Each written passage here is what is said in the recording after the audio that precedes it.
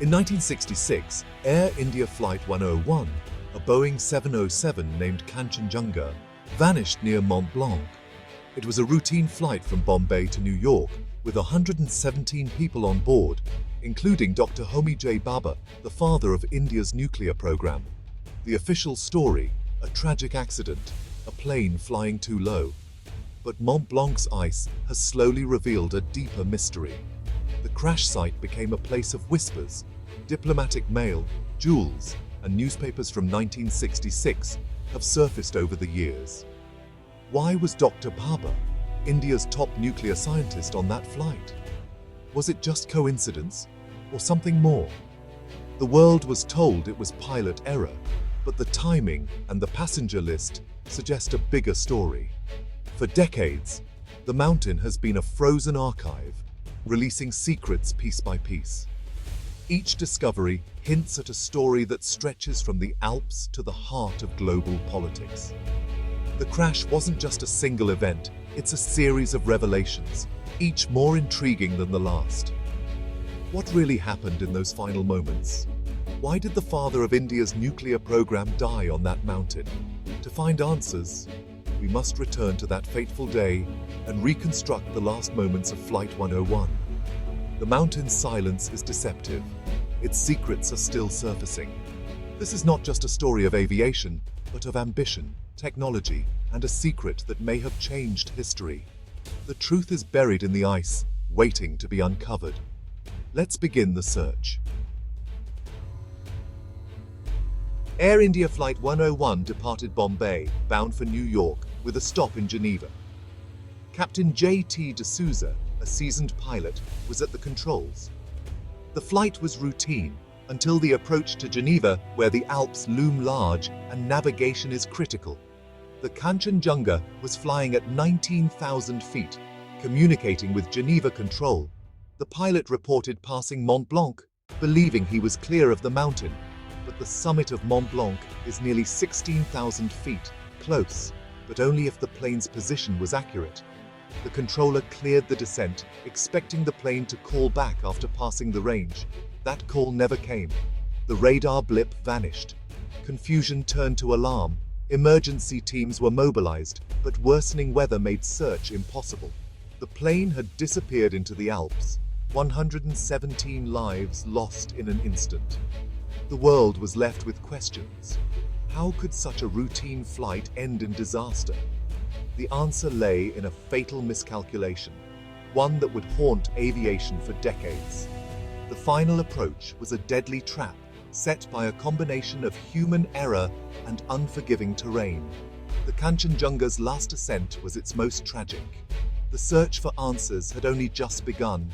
The mountain had claimed its secret. In the Geneva control tower, the last exchange was chilling. The controller: "You have 5 miles before the ridge, cleared to descend." Captain D'Souza: "Roger, we are crossing Mont Blanc." This was the disaster's core, a fatal misunderstanding of the plane's position. The controller's radar said the plane was still approaching the peaks. The pilot believed he was past them. In the Alps, a few miles is the difference between safety and catastrophe. The pilot, trusting his instruments and calculations, began to descend. The passengers felt the plane tilt gently, unaware they were heading straight for the mountain. Hidden by clouds, Mont Blanc was an invisible wall. The impact was sudden and total. No time for warning, no chance for survival. The Kanchenjunga disintegrated, its remains scattered across the glacier. In the control tower, silence. The radar screen was empty. The voice in the static was gone, and with it, 117 lives. The world was left with only questions and a chilling radio silence. The search for the truth would take years. The mountain had swallowed the evidence, but the story was far from over. At the heart of the tragedy was a human decision. Captain D'Souza, experienced but fallible, misjudged his position.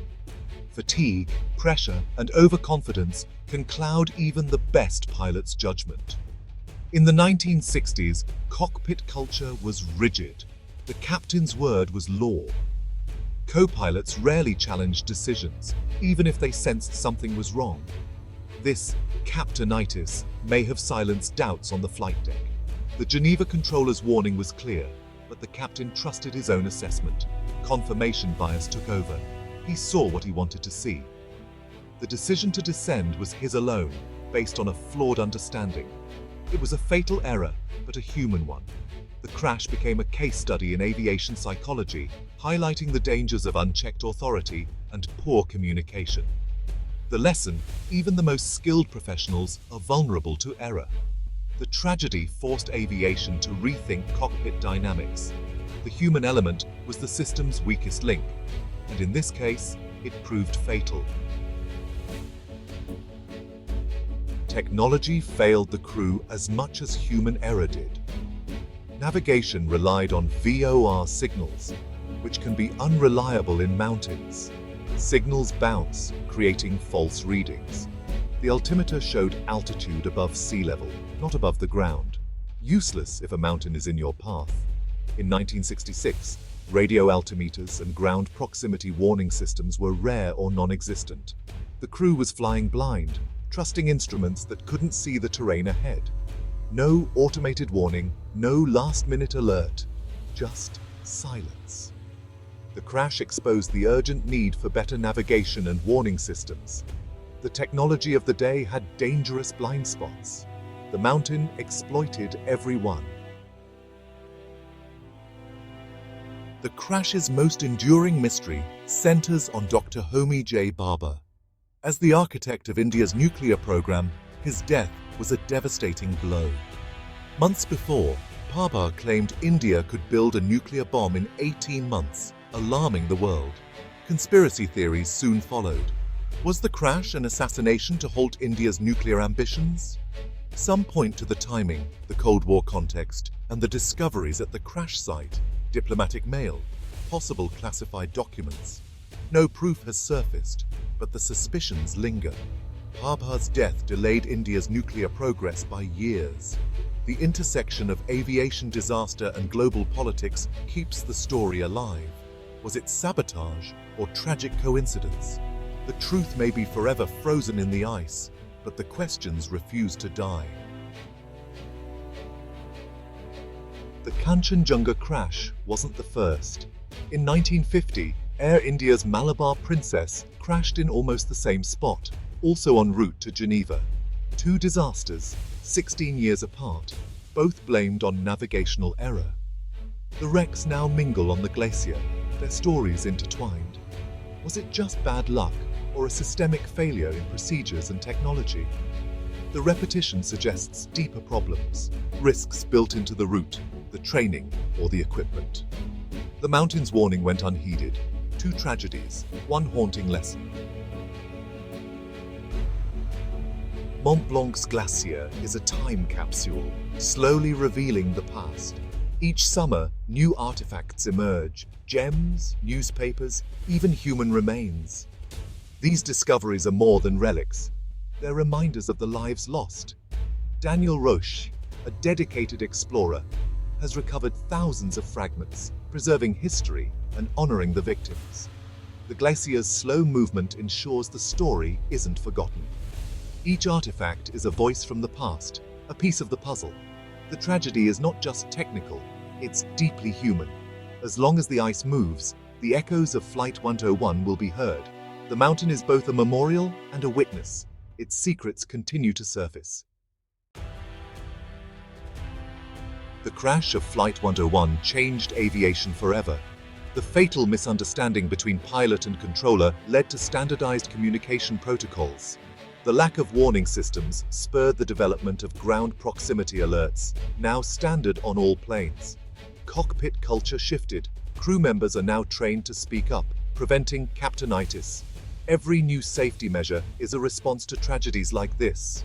Today, flying is safer than ever, built on lessons written in blood and ice. The 117 lost on Mont Blanc did not die in vain. Their story is a catalyst for change, a reminder that safety is a journey, not a destination. The mountain's lesson endures.